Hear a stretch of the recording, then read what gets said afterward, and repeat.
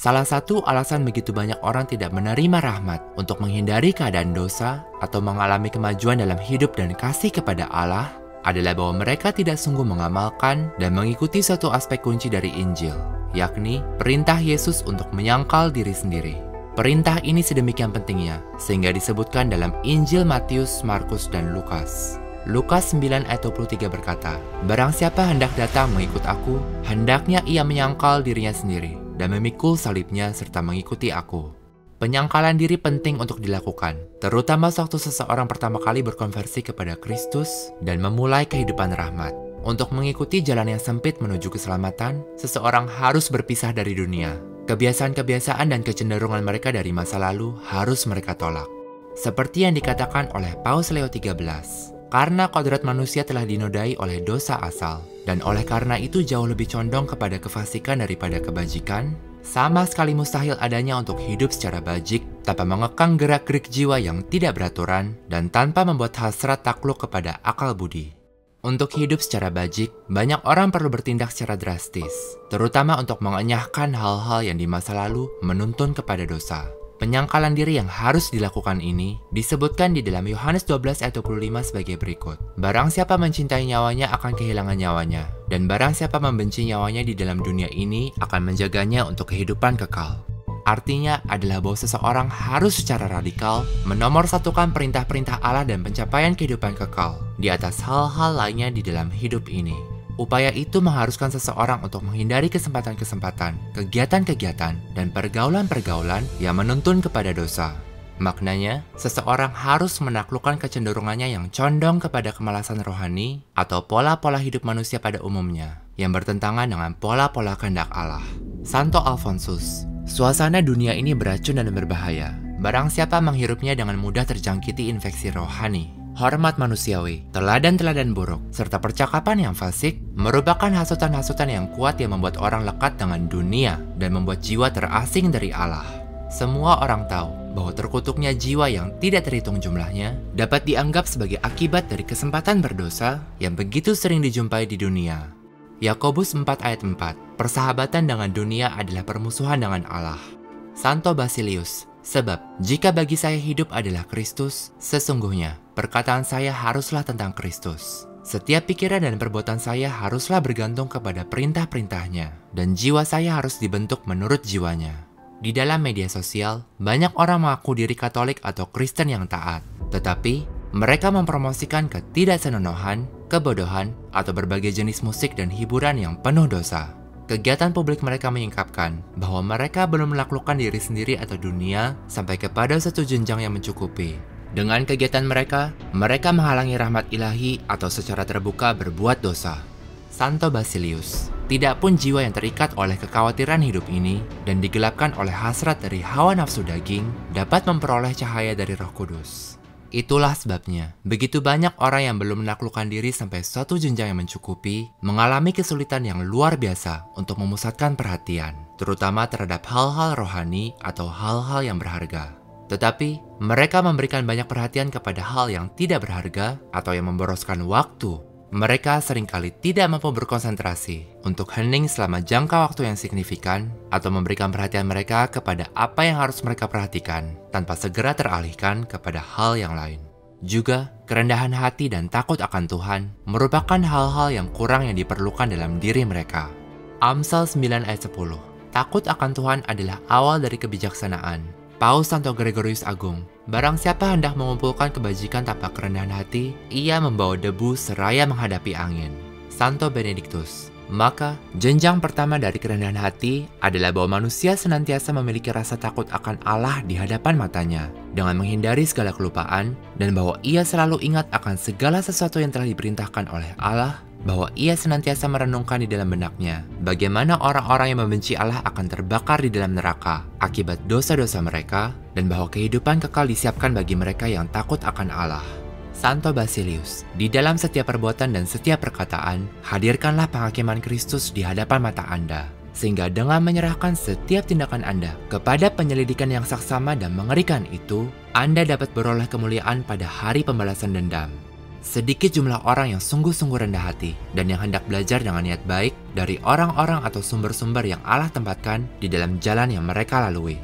Santo Basilius, di zaman ini, kita tidak kekurangan para pendengar dan penanya yang gemar mencari gara-gara. Tetapi, untuk menemukan seseorang yang rindu akan informasi dan yang mencari kebenaran sebagai obat untuk ketidaktahuan, sangat sulit adanya.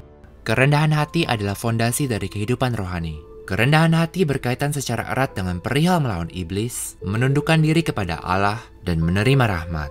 Itulah sebabnya kita membaca hal berikut di dalam Yakobus 4. Allah melawan orang yang angkuh, tetapi Ia memberikan rahmat kepada orang yang rendah hati. Maka dari itu, tundukkanlah dirimu sekalian kepada Allah. Lawanlah iblis, dan ia akan melarikan diri dari kalian. Di dalam Lukas 14 ayat 33, kita diberitahu bahwa orang yang tidak meninggalkan segala sesuatu yang ia miliki tidak dapat menjadi murid Yesus. Di dalam bab yang sama, kita membaca, barang siapa datang kepadaku dan tidak membenci bapaknya, ibunya, istrinya, anak-anaknya, saudara-saudarinya sendiri, dan bahkan nyawanya sendiri, ia tidak dapat menjadi muridku. Barang siapa tidak memikul salibnya sendiri dan mengikuti aku, tidak dapat menjadi muridku. Hal ini berarti bahwa cinta akan keluarga harus dinomorduakan daripada cinta dan tanggung jawab kepada Allah. Sewaktu orang-orang memupuk kebiasaan-kebiasaan baik dan menjalani kehidupan rahmat, mereka perlu menolak berbagai macam hal. Mereka dapat melakukannya dengan menolak hal-hal yang bahkan bersifat netral atau dapat diterima pada waktu-waktu tertentu. Perbuatan ini disebut sebagai mati raga. Tanda kutip, Santo Fransiskus Borgia berkata bahwa doa memasukkan cinta kasih Allah ke dalam jiwa. Tetapi, mati raga mempersiapkan satu tempat untuk cinta kasihnya dengan mengusir dari hati keterlekatan-keterlekatan duniawi yang merupakan rintangan-rintangan yang terkuat terhadap kasih. Doa tanpa mati raga, ujar Romo Baltasar Alvarez, adalah satu ilusi atau hanya berlangsung secara singkat. Doa sangat diperlukan untuk keselamatan dan kehidupan rohani. Santo Alfonsus, semua orang yang terkutuk telah binasa karena mereka lalai untuk berdoa. Seandainya saja mereka telah berdoa, mereka tidak akan menjadi binasa. Dan semua santo santa telah menjadi orang kudus dengan berdoa. Seandainya saja mereka lalai untuk berdoa, mereka tidak akan telah menjadi santo santa. Santo Yohanes Chrysostomus berkata, kita harus hidup dalam keyakinan bahwa kelalaian untuk berdoa dan kehilangan rahmat Allah adalah hal yang satu dan sama. Paus Leo XIII, tiada tanggung jawab yang lebih ditekankan secara mendesak oleh Kristus dan para rasulnya, baik melalui prinsip maupun teladan, daripada tanggung jawab untuk berdoa dan memohon kepada Yang Maha Kuasa. Para bapak dan doktor di kemudian hari telah mengajarkan bahwa perkara ini menyangkut kebutuhan yang sedemikian besarnya, sehingga jika manusia lalai untuk melaksanakannya, sia-sia mereka mengharapkan kehidupan kekal. Setiap orang yang berdoa menemukan pintu yang terbuka. Mintalah, carilah, ketuklah. Matius 7 ayat 7. Yasinta dari Fatima menyatakan, Francisco, apakah kamu akan berdoa bersamaku? Kita perlu berdoa banyak untuk menyelamatkan jiwa-jiwa dari neraka. Begitu banyak jiwa akan masuk ke dalamnya. Begitu banyak. Dan mereka kembali berdoa bersama demi orang-orang yang tidak berdoa. Kami menyarankan umat Katolik jika mereka dapat melakukannya, untuk berdoa 15 dekade rosario setiap hari, dan untuk sering berdoa Salam Maria. Santo Louis de Montfort, Salam Maria adalah embun yang terberkati yang jatuh dari surga di atas jiwa-jiwa yang dipredestinasikan. Embun itu memberikan kepada mereka kesuburan rohani yang mengagumkan, sehingga mereka dapat tumbuh dalam segala kebajikan. Semakin taman jiwa diairi dengan doa ini, pikiran kita semakin dicerahkan, hati kita semakin bersemangat, dan tameng kita semakin kuat melawan semua musuh rohani kita. Tentunya, terdapat banyak doa dan devosi yang amat baik, dan orang-orang dianjurkan untuk memiliki satu devosi kepada santo-santa tertentu. Doa, Yesus dan Maria, kalian kucinta, selamatkanlah jiwa-jiwa, atau Yesus kau kucinta, selamatkanlah jiwa-jiwa, juga dianjurkan. Untuk memperoleh keselamatan, kesendirian dan penjauhan diri dari orang lain secara mencukupi adalah hal yang dibutuhkan. Santo Alfonsus, barang siapa mencintai Allah mencintai kesendirian. Di sanalah Tuhan menyampaikan dirinya sendiri dengan cara yang lebih akrab kepada jiwa-jiwa. Sebab di sana, ia menemukan jiwa-jiwa lebih tidak terjerat oleh perkara-perkara duniawi dan lebih terlepas dari keterlekatan-keterlekatan duniawi. Santo Eucharius bercerita bahwa seorang pria yang hendak menjadi seorang kudus bertanya kepada seorang hamba Allah, di manakah ia harus mencari Allah? Hamba Allah itu membimbingnya kepada suatu tempat yang terpencil dan berkata, lihatlah, tempat Allah ditemukan. Santo Alfonsus, orang-orang yang duniawi menghindari kesendirian, dan mereka memiliki alasan yang baik untuk melakukannya. Sebab di dalam kesendirian, mereka lebih merasakan perihnya penyesalan hati nurani. Dan maka dari itu, mereka pergi mencari percakapan-percakapan serta hiruk-pikuk dunia, agar gaduhnya kesibukan-kesibukan ini dapat meredam sengatan-sengatan penyesalan. Salah satu alasan utama begitu banyak orang tidak menerima rahmat iman atau jatuh ke dalam bidah adalah bahwa mereka mencari-cari rasa hormat dari orang lain atau kemuliaan dari manusia, seperti yang diajarkan oleh Yesus di dalam Yohanes 5. Santo Fransiskus Borgia, barang siapa hendak mengonsekrasikan dirinya sendiri kepada Allah, harus pertama-tama menginjak-injak di bawah kakinya segala pertimbangan akan apa yang akan dikatakan oleh orang lain tentang dirinya. Tentang perkara ini, tontonlah video kami. Mengapa begitu banyak orang tidak dapat percaya? Kemurnian intensi dalam pelaksanaan tindakan-tindakan juga sangat penting. Santo Alfonsus, dari sudut pandang manusia, nilai satu tindakan meningkat sebanding dengan waktu yang dihabiskan untuk melaksanakan tindakan itu. Tetapi, di hadapan Allah, nilai satu tindakan meningkat sebanding dengan kemurnian intensi yang menyertai pelaksanaan tindakan itu. Sebab kitab suci berkata, manusia hanya memandang tindak-tindak eksternal, sedangkan Allah memandang hati. Karena manusia pada umumnya menentang jalan dan kebenaran Allah, semua orang yang berkeinginan untuk hidup secara saleh di dalam Kristus Yesus akan dianiaya. 2 Timotius 3 ayat 12. Yohanes 15. Jikalau dunia membenci kamu, ingatlah bahwa ia telah lebih dahulu membenci aku daripada kamu. Sekiranya kamu dari dunia, tentulah dunia mengasihi kamu sebagai miliknya. Tetapi karena kamu bukan dari dunia, melainkan aku telah memilih kamu dari dunia, sebab itulah dunia membenci kamu. Santo Anselmus, jika engkau ingin yakin bahwa engkau terhitung sebagai orang yang terpilih, berjuanglah untuk menjadi bagian dari jumlah yang sedikit itu, dan bukan yang banyak. Dan jika engkau ingin menjadi sangat yakin akan keselamatanmu, berjuanglah untuk menjadi bagian dari yang tersedikit dari yang sedikit. Janganlah mengikuti kebanyakan umat manusia, tetapi ikutilah mereka yang masuk melalui jalan yang sempit, yang menolak dunia, yang menyerahkan diri mereka sendiri kepada doa, sehingga mereka dapat mencapai keabadian yang terberkati. Orang-orang yang berkubang di dalam lumpur dosa, terutama dosa-dosa seksual, yang begitu merajalela di zaman kita ini dan membuat jutaan orang terkutuk, harus menyadari bahwa umat manusia memperoleh pengetahuan melalui panca indera. Jadi, jika Anda mengenyahkan suatu hal dari penglihatan Anda, dari pendengaran Anda, dan dari indera Anda yang lain, hal itu akan terenyahkan dari benak dan pikiran Anda. Itulah mengapa Yesus berkata, mata adalah pelita tubuh. Maka, jikalau matamu sehat, seluruh badanmu akan dipenuhi cahaya. Matius 6 ayat 22. Hubungan antara apa yang dilihat dan yang dipikirkan oleh seseorang adalah alasan penyensoran yang dilakukan oleh berbagai perusahaan teknologi besar begitu sukses. Sewaktu kelompok-kelompok serta individu-individu tertentu tidak lagi tampil di platform media arus utama, orang-orang cenderung melupakan kelompok-kelompok dan individu-individu tersebut, serta pesan mereka. Itulah mengapa, sewaktu Tuhan Yesus Kristus memberikan kepada orang-orang kunci untuk menghindari dosa, Ia menekankan bahwa mereka harus mengenyahkan secara radikal segala hal yang menuntun kepada dosa.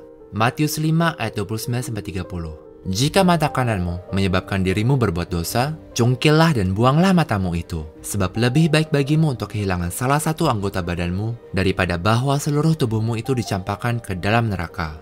Dan jika tangan kananmu menyebabkan dirimu berbuat dosa, penggalah dan buanglah tanganmu itu. Sebab lebih baik bagimu untuk kehilangan salah satu anggota tubuhmu daripada bahwa seluruh tubuhmu dicampakkan ke dalam neraka. Orang-orang yang memiliki usia tertentu seharusnya dapat menggunakan perangkat elektronik modern serta internet tanpa jatuh ke dalam dosa berat.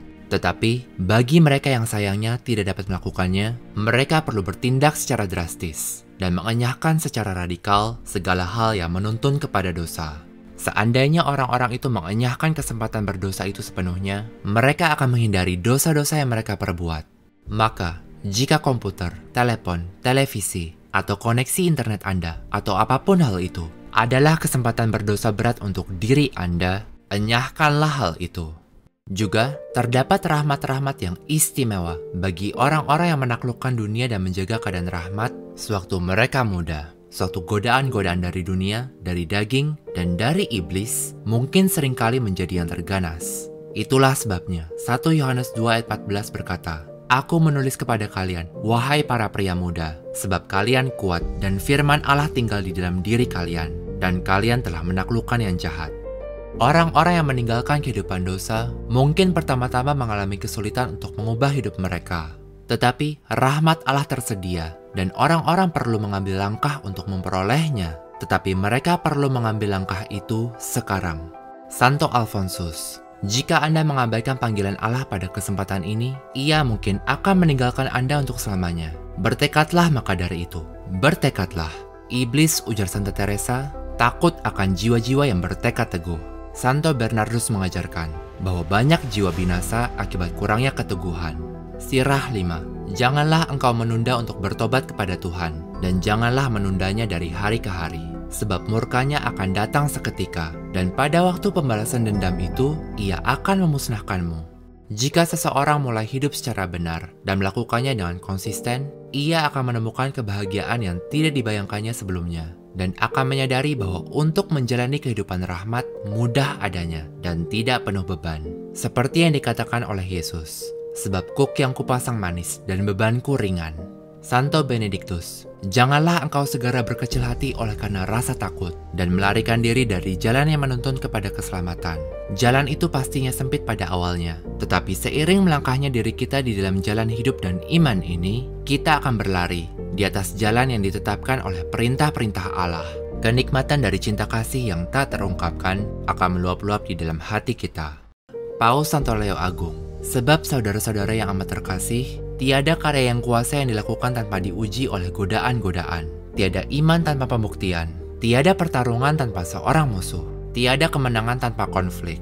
Kehidupan kita ini dikelilingi oleh jerat-jerat, pertempuran-pertempuran. Dan jika kita tidak ingin disesatkan, kita harus berjaga-jaga. Jika kita ingin berjaya, kita harus bertarung. Paus Santo Leo Agung, sebaliknya, kita tidak dapat berjaya atas para musuh kita jika kita tidak berjaya melawan diri kita sendiri.